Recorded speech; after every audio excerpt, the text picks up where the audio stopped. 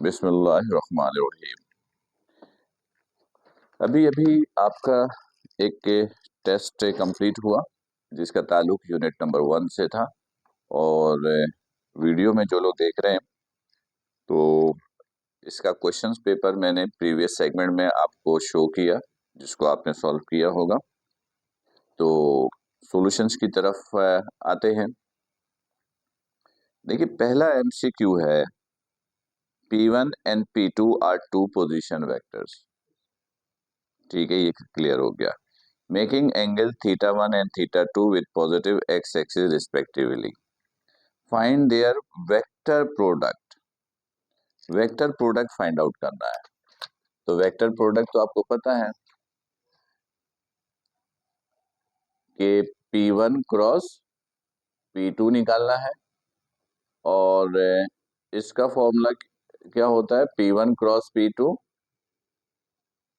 ये हो जाएगा P1 P2, बताइए, साइन थीटा। ऐसा ही है। और फिर वैल्यू गिवन है, P1 इज 12, P2 इज 9, और थीटा दोनों का अलग अलग गिवन है,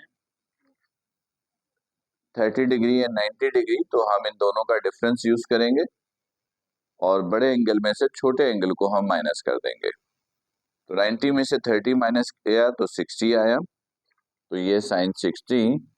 और साइन 60 की जो वैल्यू है वो याद भी रखनी है, लेकिन यहाँ एमसीक्यू में गिवन था √3/2।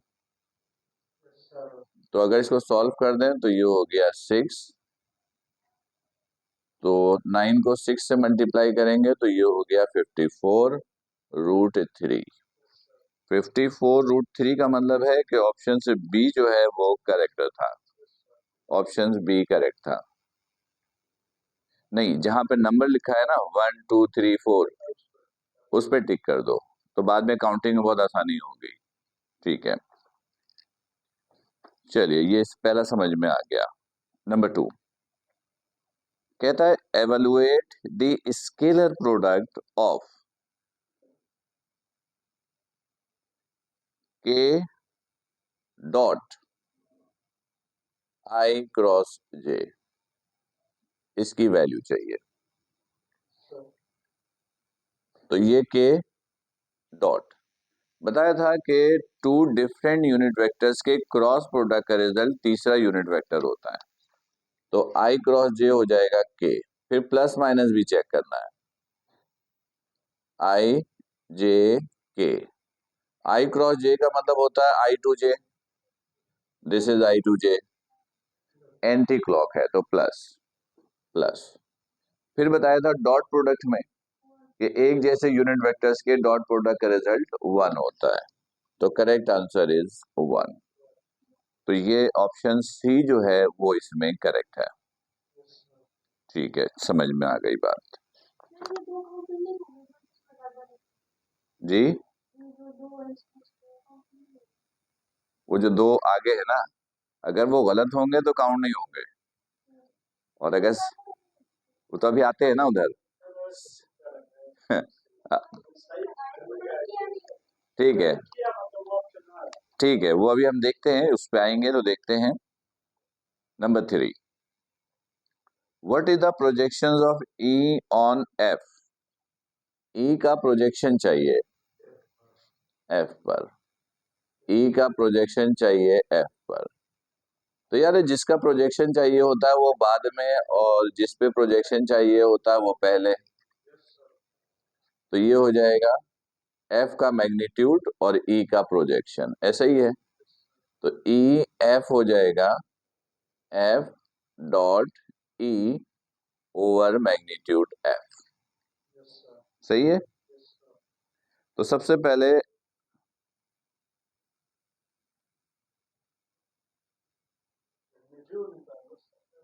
हाँ, what is the projection of this on to the direction of this. तो सबसे पहले एफ डॉट, पहले मैग्नीट्यूड निकाल लो एफ का। ठीक है, तो एफ गिवन है root i plus 2j plus 2k, तो ये हो गया 3, यानी 1 का स्क्वायर 2 का स्क्वायर, 2 का स्क्वायर, तो ये आ गया 3, 1 4 4 9 3। इन तमाम ऑप्शन में से 3 सिर्फ एक के ही नीचे था, तो लिहाजा फर्दर कैलकुलेशन की जरूरत नहीं है, तो ऑप्शन बी इसमें जो है वो करेक्ट हो गया है। चलो गुड। चौथे में किसी कैलकुलेशन की जरूरत नहीं पड़ रही है। Which of the following groups contains all vector quantities, कौन सा ग्रुप है जिसमें सारे वेक्टर हैं? पहले वाले में पावर स्केलर है, दूसरे वाले में एनर्जी, दूसरे वाले में एनर्जी स्केलर है, वर्क भी स्केलर है। सी में स्पीड स्केलर है, टेम्परेचर स्केलर है, वर्क भी स्केलर है। डी में एनर्जी स्केलर है। ई में डिस्प्लेसमेंट, वेलोसिटी, मोमेंटम सारे वेक्टर हैं, तो ऑप्शन ई जो है वो करेक्ट हो गया। ठीक है, चलो ये बात समझ में आ गई। नंबर 5 में भी कैलकुलेशन की जरूरत नहीं पड़ेगी। इसमें कहता है आई डॉट आई बराबर है जे डॉट जे बराबर है के डॉट के बराबर है 1 के, और डिफरेंट यूनिट वेक्टर्स के डॉट प्रोडक्ट का रिजल्ट 0, तो करेक्ट आंसर जो है वो 1 0 है, और ये ऑप्शन बी में है। चलो ये भी आसान हो गया। सी जो है ये रिपीट हुआ। अच्छा, रिपीट होने का मतलब है कि पास पेपर्स में एमसीक्यूज रिपीट होते हैं। ठीक है, ये रिपीट होने का मतलब है कि पहले किसी साल आया था, बाद में फिर ये एमसीक्यूज आ गया, तो ऑप्शन बी करेक्ट हो गया। ठीक है, जो लोग स्क्रीन पे देख रहे हैं या फर्दर मेमोरी के लिए बता दो कि इसमें सवाल वही है, what is the projections of E on to the directions of vector F, value भी वही है, और ये ऑप्शन 3 में हमने देखा था, ऑप्शन बी इसका करेक्ट है। चलिए next. If vector A is perpendicular to vector B, 7 में कह रहा है वेक्टर ए बी पर परपेंडिकुलर है, परपेंडिकुलर का मतलब थीटा 90 डिग्री, और लिख के भी दे दिया है। और कहता है one of the two vectors is null vector, A और बी में से कोई एक नल है। ये नहीं बता रहा कौन सा नल है, तो आपकी मर्जी है, जो चाहो ले लो नल। हमने ए को नल मैट्रिक्स लिया, तो ए का मैग्नीट्यूड कितना, 0, तो ए डॉट बी पूछा है। A dot B A B cos theta, तो अगर ए 0 रखोगे तो सब 0, तो करेक्ट आंसर हो गया 0, ऑप्शन ए करेक्ट हो गया। ठीक, number 8, the vector product of two vectors a and b is dash, vector where the vector product of two vectors a and b is dash, vectors a and b।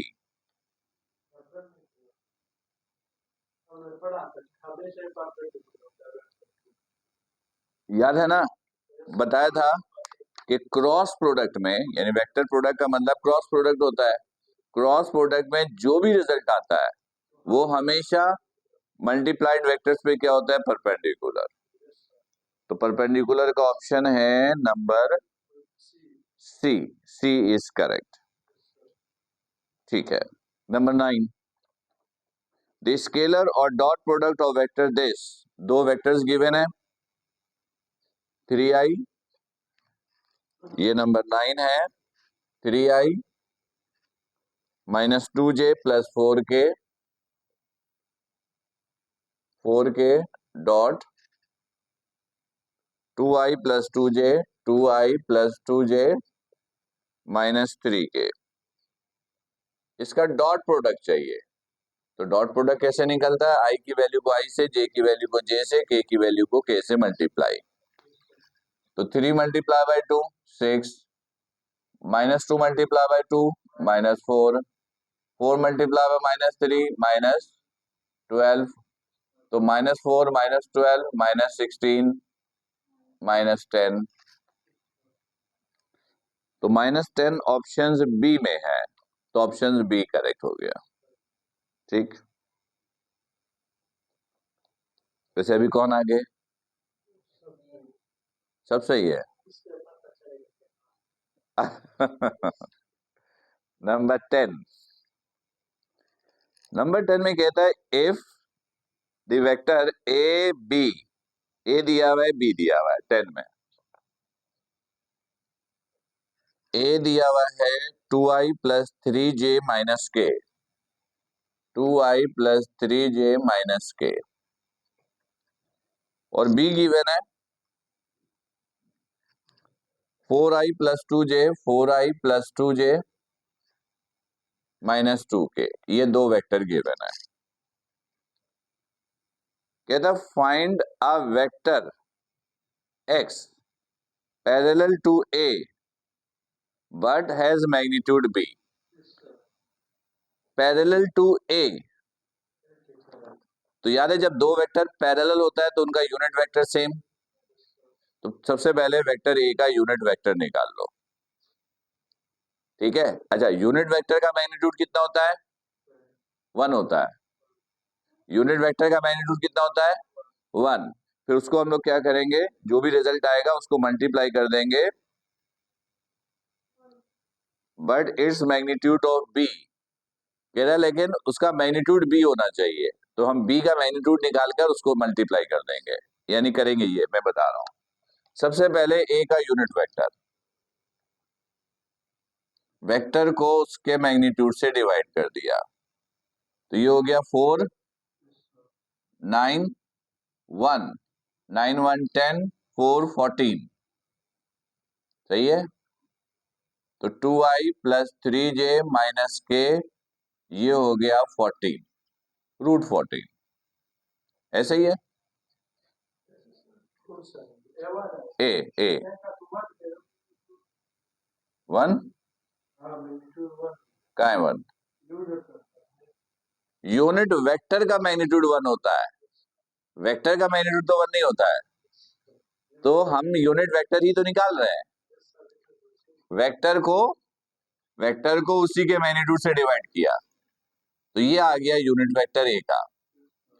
लेकिन कह रहा है कि ऐसा unit vector निकालो जिसका magnitude B के बराबर हो, ये यूनिट वेक्टर है तो इसका मैग्नीट्यूड तो 1 होगा, लेकिन हमें कह रहा है कि ऐसा वेक्टर निकालो जिसका मैग्नीट्यूड 1 नहीं हो, बी के बराबर हो, तो बी का मैग्नीट्यूड निकाल लो पहले। बी का मैग्नीट्यूड कितना है? 4 का स्क्वायर 16, 2 का स्क्वायर 4 और ये 4, तो ये हो गया 24, सही है। तो ये यूनिट वेक्टर है, यानी इसका मैग्नीट्यूड 1 है, हमें मैग्नीट्यूड बी के बराबर चाहिए, तो इस बी के मैग्नीट्यूड से इसको मल्टीप्लाई कर दो, यानी root 24 multiply by 2i plus 3j minus k over root 14। कुछ कैंसिल हो रहा है तो कैंसिल करो, रूट के अंदर देखो ये कैंसिल हो रहा है, 2 7 दा 14, 2 1 2, तो ये है रूट 12 ओवर रूट 7 और ये 2i प्लस 3j माइनस के, सही। तो ये है 12 over 7, 2i plus 3j minus के, ऑप्शन ए जो है वो करेक्ट है, तुम्हारा सही है।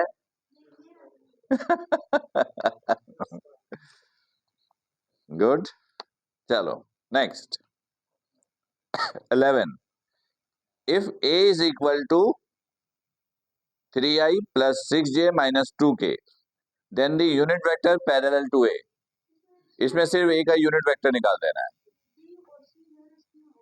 सेम है तो कोई भी एक ले लेंगे, पहले तो मैग्नीट्यूड देख लो, मैग्नीट्यूड है 7, ठीक है, तो ऑप्शन ए तो गलत है, ठीक है, क्योंकि ऑप्शन ए में प्लस 2k दिया हुआ है, वो गलत है। B 3 over 7i plus 6 over 7j minus 2 over 7k, B सही है।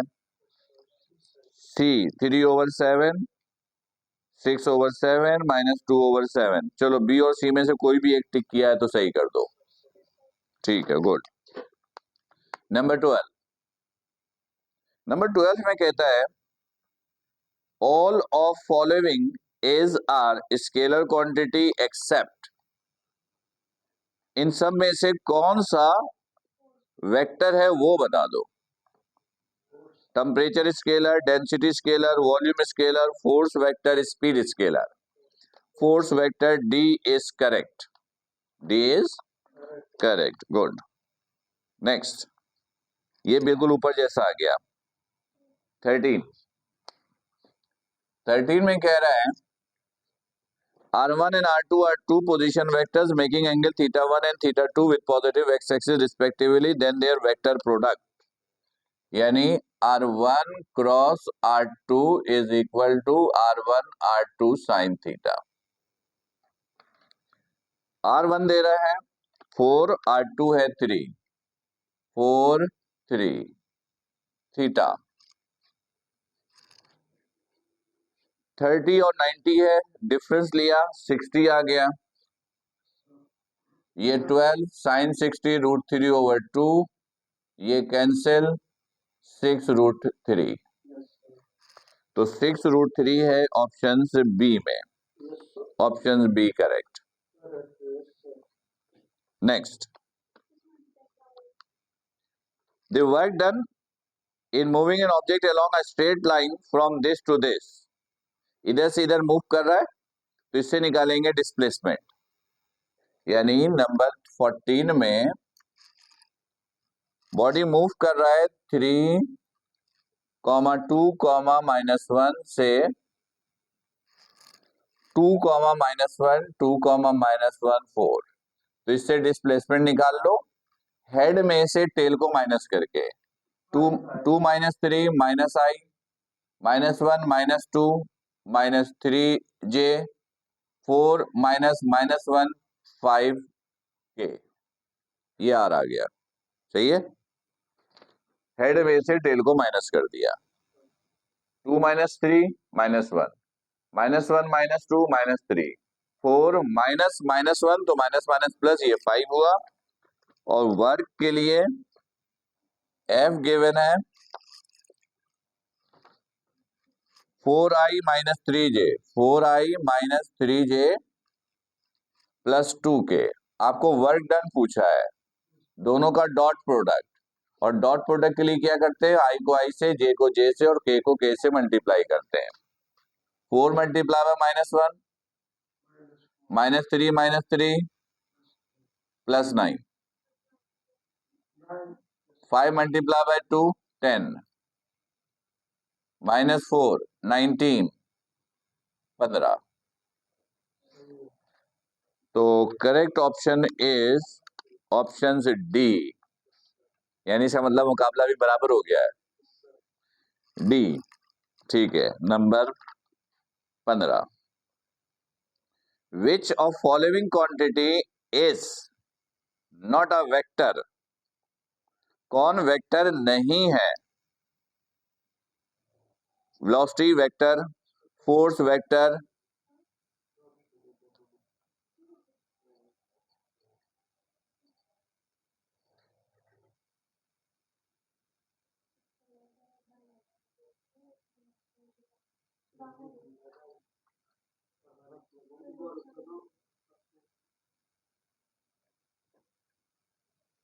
Number 15, which of the following quantity is not vector, कौन सा वेक्टर नहीं है ये बताना है। वेलोसिटी वेक्टर है, फोर्स वेक्टर है, डिस्प्लेसमेंट वेक्टर है, डिस्टेंस स्केलर है।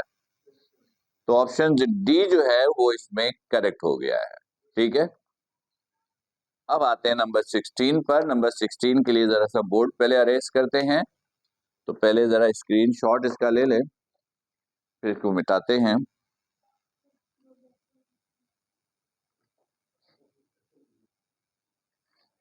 चले, कोई बात नहीं, इसको अरेंज करते हैं जरा,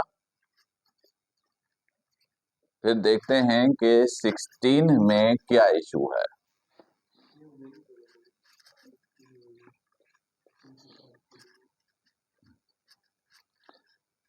चलिए देखिए 16 क्या कहता है। देखिए 16 जो है वो है two forces of magnitude 10 Newton, दो फोर्सेज है, मैग्नीट्यूड कितना है 10 न्यूटन, यानी F1 F2 बराबर है और ये दोनों 10 न्यूटन का है। ठीक है। एक्ट ऑन अ बॉडी, एक बॉडी पे एक्ट करता है in different direction making angle 30 degree and 60 degree. θ1 30 degree और θ2 60 degree respectively with x-axis. What is the resultant force? तो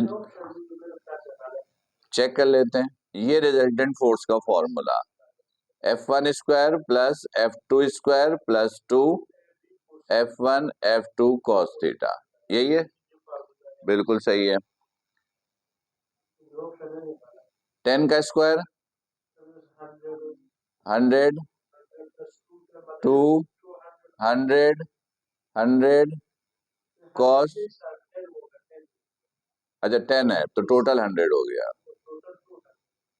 ठीक है, cos 60 माइनस 30 सही है। ये हो गया 200, नहीं पहले ये 200, ये तो अभी इससे मल्टीप्लाई होगा। cos 60 cos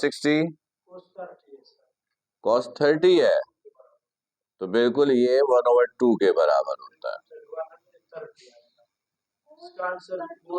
cos 30 1/2 नहीं होता है, √3/2 होता है, 0.866 होता है। sin 30 1/2 होता है, तो ये 0.866, इसको पॉइंट में लिखते हैं, सही है।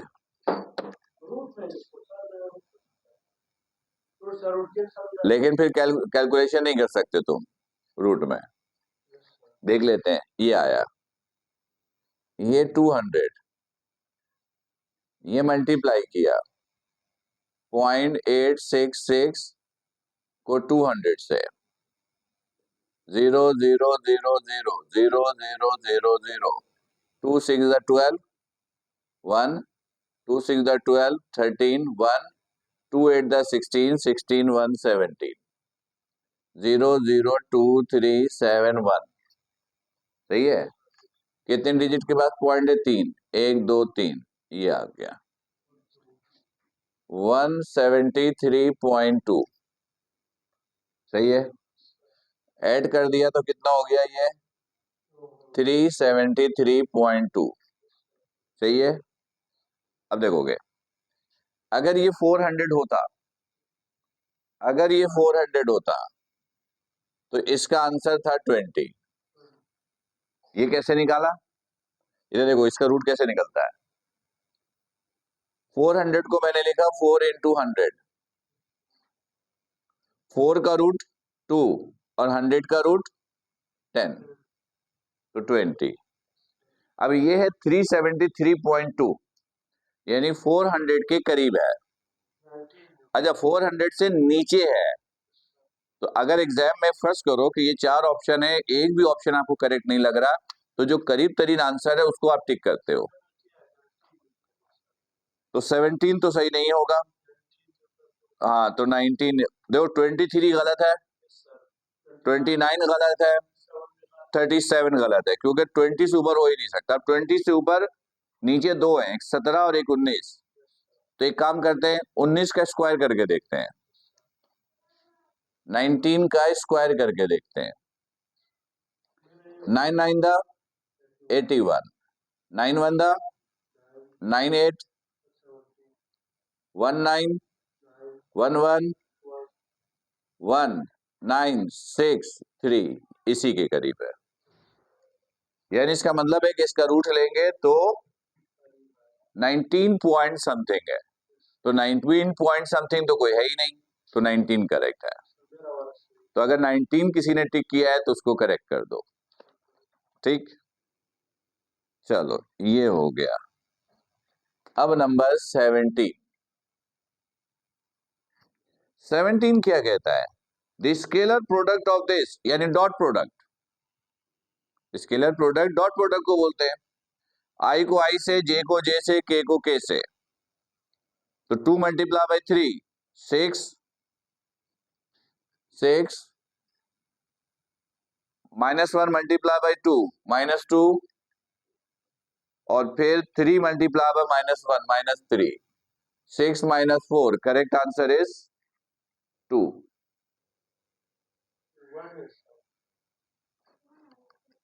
एक मिनट अभी देख लेते हैं, फिर सॉल्व कर लेते हैं। 2i -j plus 3k dot 3i plus 2j 3i plus 2j minus के। देखो यही है सवाल, देख लो पहले, यही है। लगता है दोनों के गलत हो गए हैं। 6 - 4 2 होगा ना, 6 - 2 4 होगा। अभी देख लेते हैं ना, सवाल यही है, पहले ये देख लो। 2 3 से मल्टीप्लाई हुआ 6 -1 2 से मल्टीप्लाई हुआ -2 आ गया। अच्छा तुम ये बोल रहे हो, हाँ बिल्कुल सही कह रहे हो। हाँ बिल्कुल करेक्ट है। Correct answer is 1, option A is correct. ठीक है। अच्छा फिर 18 इंच जैसा सवाल आ गया है। क्या करेक्ट आंसर दिया? गलत हो गया, ये भी गलत हो गया, गलत हो गया। ये है मेरा ख्याल है 60 डिग्री। चेक करते हैं 60। ये देखो क्या कहता है, ये देखो क्या कहता है 18 कहता है 2 forces of the same magnitude. दो फोर्सेस है, मैग्नीट्यूड सेम है, सही है, यानी F1 बराबर F2 के। ठीक है। एक्ट एट अ पॉइंट, दोनों फोर्सेस एक पॉइंट पे एक्ट कर रही हैं।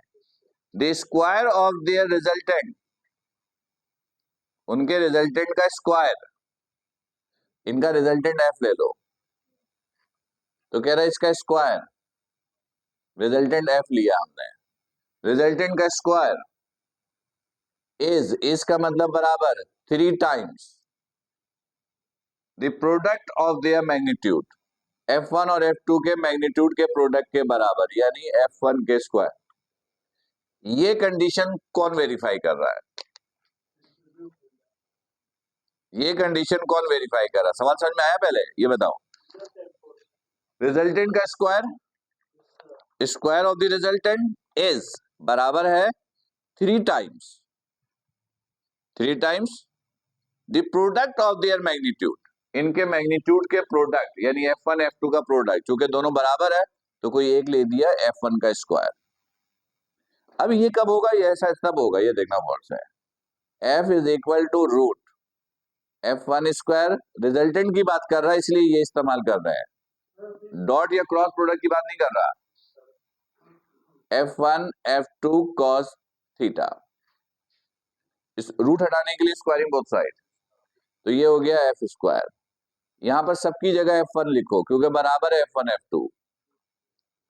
F1 2 F1 F2, जब cos 60 लिखेंगे, जब थीटा 60 लोगे तो cos 60 कितना होता है? 1/2, तो 1/2 और 1 ये 2 कैंसिल, यानी ये कैंसिल, ये तो 1 लिखा है, सही है, बराबर है। तो F square is equal to F1 square plus F1 square plus F1 square. Correct answer is 3F1 square, मतलब थीटा 60 डिग्री। 90 पुट करेंगे नहीं आएगा, कर लेते हैं। 90 cos 90 0 मल्टीप्लाई बाय दिस, ये तो 2F1 स्क्वायर आ रहा है, तो 2F1 ना, हमें 3 चाहिए था, हमें क्या चाहिए था? 3 टाइम चाहिए था। हाँ 3 टाइम लिख रहा है वो, 3 टाइम चाहिए, तो 90 से नहीं आ रहा है, 90 से 2 टाइम आ रहा है। ठीक है, तो करेक्ट आंसर इज 60 डिग्री। ठीक है, ये हो गया। फिर 19 तो बड़ा आसान दे दिया। हाँ, इसका मतलब है कि पेपर में इतने आसान भी आते हैं। The magnitude of vector A is this, 4 का स्क्वायर 16,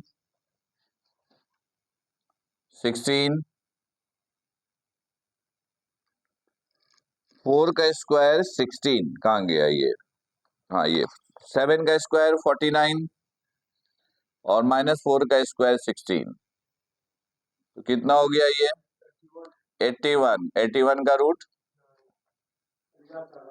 9, बोलो बोलो,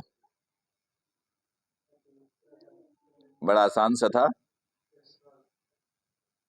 81 हुआ ना, √9, option C correct.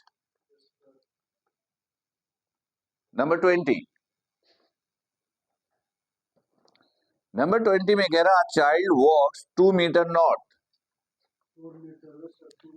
2 metre north, 4 metre west and 2 meters south. Correct answer is this, 4 meter west. Waste है।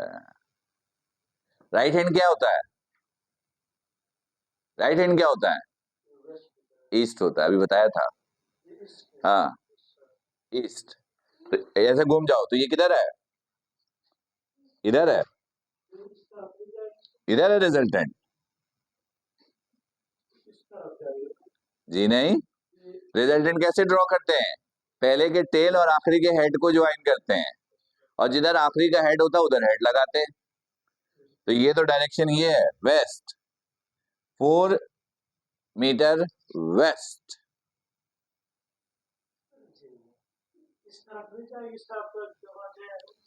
तो एक दफा गया तो क्या हो गया, रिजल्टेंट निकालना है ना, फिर से देखो, आसान सवाल सुरेश का चूंकि गलत हुआ इसलिए वो सरप्राइज हो रहा है कि ये क्या हो गया है।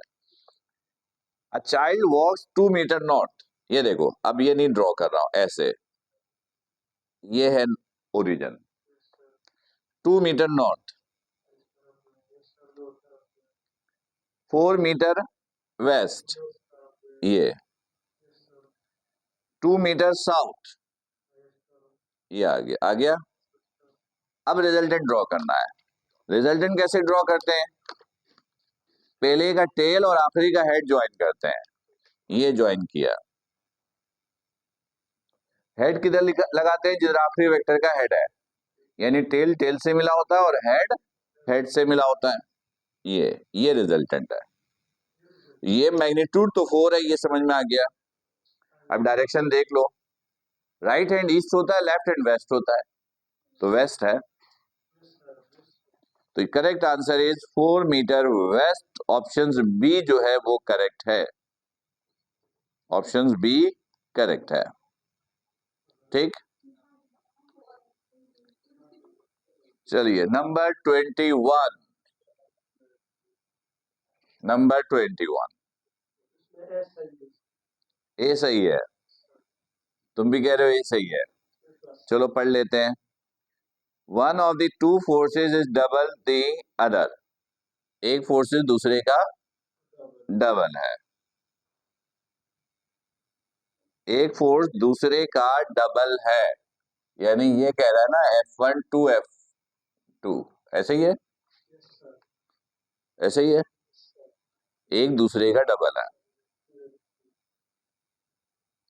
हाँ ये तो बेगा सोचे समझे करेक्ट कर दो, पूछो क्यों, क्योंकि बाकियों में नहीं डबल, हाँ बाकियों में कहीं है ही नहीं, यानी डबल का मतलब 1 और 2 का रेशियो है, 1 और 2 का रेशियो सिर्फ एक में ही है, एक में 3 2 है, एक में 1 6 है, एक 1 4 है, तो 1/2 वाला ऑप्शन ही करेक्ट है।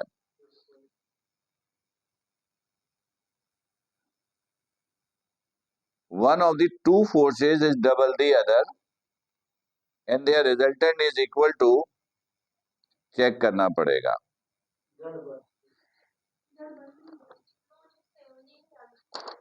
देख लेते हैं, ये F1, ये F1 ये F2, ये डबल है, ठीक है ना, ये F1 F2, ये इसका डबल है, F2 का डबल है F1, तो F1 बड़ा है, F2 छोटा हो गया। फिर कुछ बोल रहा है, and there resultant is equal to the greater force, और रिजल्टेंट 2 के बराबर है, यानी ये 1 है, ये 2 है, ये 1 है और ये 2 है, ऐसे ही है, देख लो ऐसे ही है, ऐसे ही है। तो कहता है द एंगल बिटवीन, सबके साथ कॉस है, कॉस बराबर होता है base over hypotenuse, base over hypotenuse, base over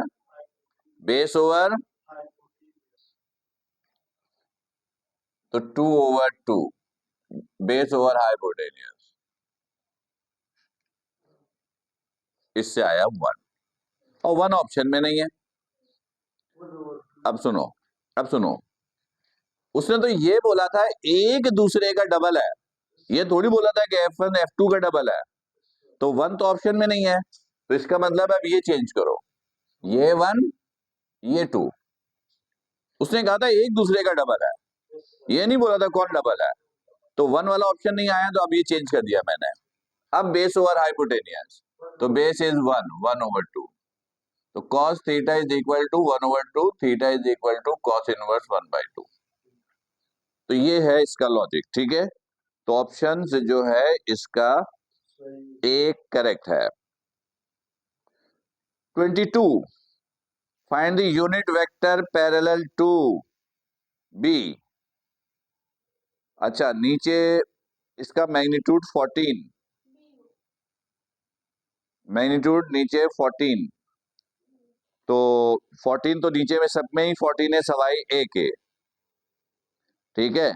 तो ये ऊपर पता है ना, वेक्टर को उसी के मैग्नीट्यूड से डिवाइड करते हैं, तो सिर्फ वेक्टर चेक कर लो ऊपर किसका सही है, 6/14 प्लस बी कैसे सही, अच्छा बी तो नीचे है, वो सी था, 6/14 ठीक है, 12/14 बिल्कुल ठीक है, -4/14 के बिल्कुल ठीक है, ऑप्शन बी करेक्ट है। वेक्टर बी गिवन था, उसका यूनिट वेक्टर मालूम करना था, जो कि पैरेलल है, पैरेलल में यूनिट वेक्टर सेम, तो वेक्टर को उसी के मैग्नीट्यूड से डिवाइड करके आप रिजल्ट निकाल लोगे। Next, a vector 23, a vector such as the velocity of a body undergoing uniform translational motion, a vector such that velocity of a body undergoing uniform translational motion which can be displaced parallel to itself, which can be displaced parallel to itself, किसको अपनी जगह से दूसरी जगह ले जा सकते हो, and applied to any point is known as free vector, ये तो फ्री वेक्टर की डेफिनेशन है। हाँ, पैरेलल में यही होता है, ये देखो फ्री वेक्टर में ये वेक्टर इधर है, इधर लेके जाना है तो ले जाओ, तो ये और ये पैरेलल होता है, ठीक है, ओके गुड। फिर आ गया, फिर 24 वही वाली सिचुएशन, चलो 1 मिनट पहले इसकी तस्वीर, लेकिन इसमें वैल्यू चेंज है, देखो एक 10 एक 20 है। हाँ देखते हैं कि क्या,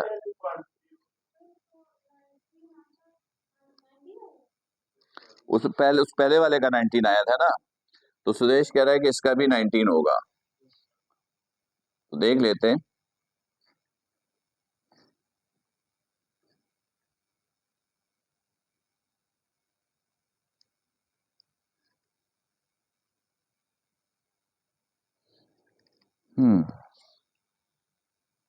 चलो ये हो गया, चलो एक मर्तबा फिर अब इसको अरेंज करते हैं।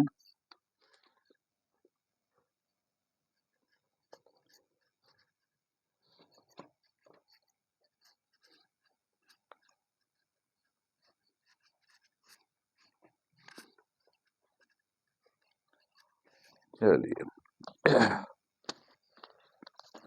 19 सॉरी कौन सा 24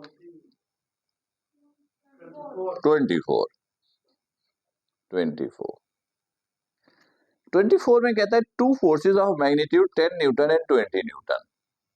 अब F1 10 है, F2 20 है।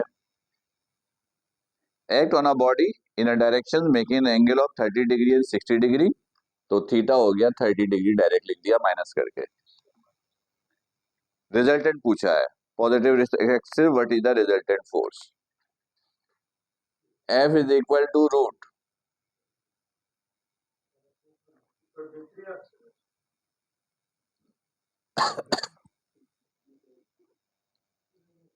F1 100, F2 400, 2 10 20.866 cos 30.86, ये हो गया 500 और ये हो गया 20 मल्टीप्लाई बाय 20 मल्टीप्लाई बाय 20 400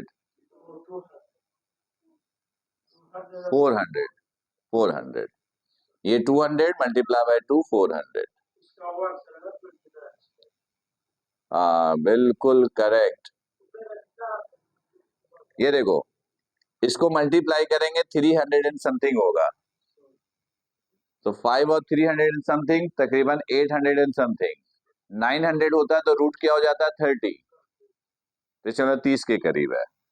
30 के करीब कौन है? देखो 17 हो नहीं सकता, 19 हो नहीं सकता, 19 हो सकता नहीं, 23 हो नहीं सकता, और 37 30 से ऊपर है। एक ही करेक्ट है D29, यानी इसमें फर्दर किसी कैलकुलेशन की जरूरत नहीं है। 29 गुड, ठीक है। Number 25, two vectors S and R are such that this and this 4 and 6 and S dot R is this, find the angle between S and R। ये तो बगैर कैलकुलेटर के लग नहीं रहा कि होगा। S dot R, S R cos theta, S dot R 13.5, S is 4, this is 6। अच्छा आपको आइडिया लेना है किसके करीब जाएगा। 13.5 24 cos थीटा तकरीबन आधा है, आधे से थोड़ा सा, यानी तकरीबन आधा है ना, आधा है। अगर आधा होता तो कितना एंगल होता? अगर हाफ होता तो 60 डिग्री होता, तो 60 के करीब वाला सही है, 55.77, ठीक है 55.77, ठीक है। 26, हाँ ऊपर किया था, रिपीट हो गया है, ऑप्शन बी इसका करेक्ट है। 27, which pair includes a vector quantity and a scalar quantity? कौन सा में पहला वेक्टर दूसरा स्केलर? ए में पावर भी स्केलर स्पीड भी स्केलर, बी में work scalar potential energy scalar, C में displacement vector acceleration vector, D में force vector kinetic energy scalar. D correct, ठीक। चलिए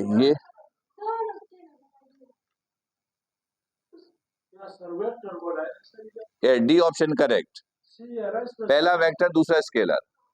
कह रहा है दोनों नहीं ढूंढने बोल रहा है, बोला वो ढूंढ के दो जिसमें पहला वेक्टर है और दूसरा स्केलर है। फिर पढ़ लेते हैं, फिर पढ़ लेते हैं। Which pair includes a vector quantity and a scalar quantity? हाँ कौन सा ऑप्शन है जिसमें पहला वेक्टर और उसके बाद दूसरा स्केलर है? चलिए अब जरा काउंटिंग कीजिए स्टूडेंट। तो ये हम लोगों ने unit number 1 vector and equilibrium के पास पेपर पर मुश्तमिल एमसीक्यूज को डिस्कस किया है। पहले हमने आपको इसका टेस्ट कंडक्ट करने के लिए कहा, खुद से अटेम्प्ट करने के लिए कहा, फिर इस पर हमने डिस्कशंस की और आपको अंदाजा हुआ होगा कि इस यूनिट से पेपर में एमसीक्यूज किस तरीके से आते हैं, ताकि आपका कॉन्फिडेंस लेवल थोड़ा सा बिल्डअप हो, आपको अंदाजा हो कि आप के कॉन्सेप्ट कितने स्ट्रांग होंगे तो आप पेपर में इस यूनिट के एमसीक्यूज को किस तरीके से सॉल्व कर पाएंगे। फिर भी कोई कंफ्यूजन, कोई प्रॉब्लम हो तो व्हाट्सएप के जरिए आप हमसे डिस्कस कीजिएगा। अपना बहुत ख्याल रखिएगा। अस्सलाम वालेकुम।